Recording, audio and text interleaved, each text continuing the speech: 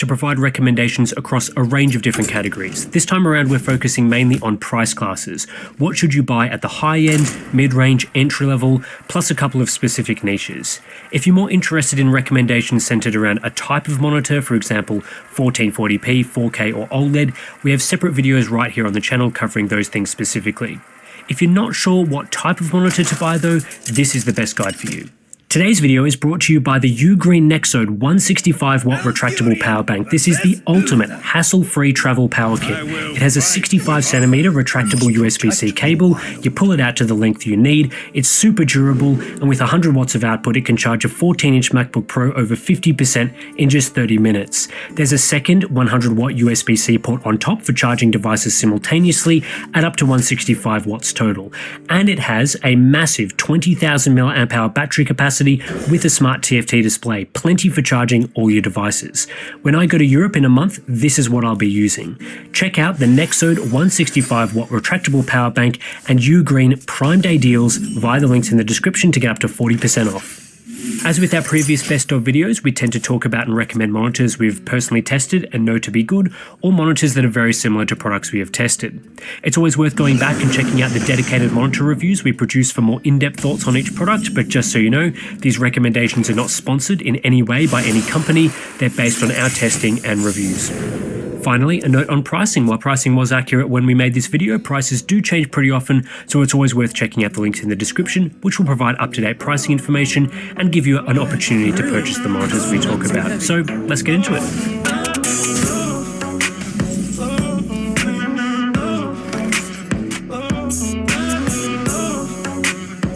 The best gaming monitors on the market right now are 4K OLEDs in either 32-inch or 27-inch sizes, depending on your preference. I personally find the larger size better and more immersive, so to me, the 32-inch models take the overall crown, but either way you go, you'll be getting an excellent gaming experience.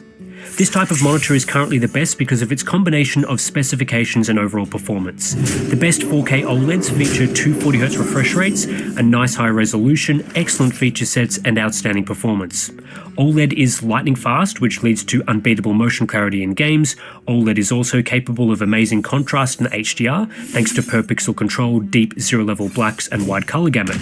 The quality of the image on an OLED panel will blow you away with its clarity, consistency, vibrance, and contrast. There are lots of good 4K OLEDs on the market, many of which I would recommend at the right price. The overall best of the 32-inch bunch is the Asus ROG Swift PG32 UCDM with its 4K 240Hz QD-OLED, as it has the most features and best performance. It brings fantastic HDR accuracy, black frame insertion support, and Dolby Vision, but it's typically the most expensive option, with prices starting around $1,200 US. Other options are worth considering because they use the same panel and therefore largely offer the same performance. MSI's range, including the MPG321URX, MAG321UPX, and MPG322URX, don't have as many features but are often cheaper, so they present better value. The 321UPX is usually just $900 US, which is a great deal. Gigabyte's FO32U2 is also worth considering for a similar reason. At below $1,000 US, it's usually pretty good value and might be the best choice in your region. There's also the Dell Alienware AW3225QF if you wanted a curved version of this screen, the Samsung Odyssey G81SF if you want a matte finish instead of glossy, and the Asus ROG Swift PG32 UCDP if you want a 32-inch 4K WOLED with dual mode support. If you play a lot of multiplayer games, dual mode might be especially appealing, as it adds a 1080p configuration at a higher 480Hz refresh rate for even better motion clarity. If you would prefer a 27-inch screen size instead, I've tested 4 models, all of which perform well. The Asus ROG Swift PG27 UCDM is the best performer, similar to the 32-inch model, but you can get a very similar feature set for a few $100 less in the ROG Strix XG27 UCDMG, so typically that's what I'd choose. It's a 27-inch 4K 240Hz QD-OLED panel that drops support for Dolby Vision and DisplayPort 2.1, but right now it costs $200 US less and otherwise performs the same as the PG model.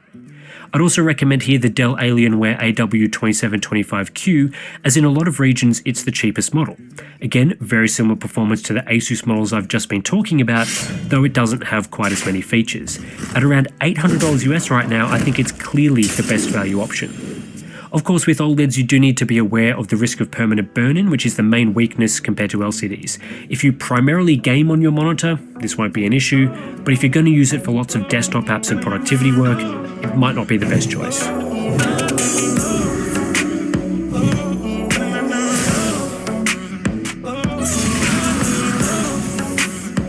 If you want a premium, high-quality gaming monitor, but you don't want to spend $800 or $1,000 US, the next step down is 1440p OLED.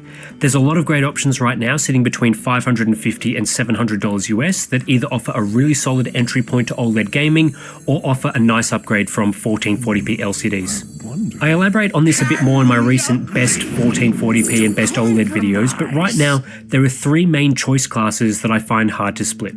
The cheapest options that I would go with are 27-inch 240 or 280Hz QD OLEDs. Those are usually sitting around $550 to $600 US. The Asus ROG Strix XG27 AQ-DMG is a really solid choice as a 240Hz W OLED at $650, and then for about $700 you can get 360Hz QD OLEDs.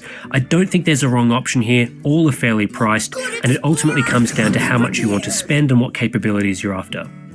240Hz QD OLEDs are a great place to start because they're relatively affordable and offer the same performance as 360Hz models, just without that top-end refresh rate capability.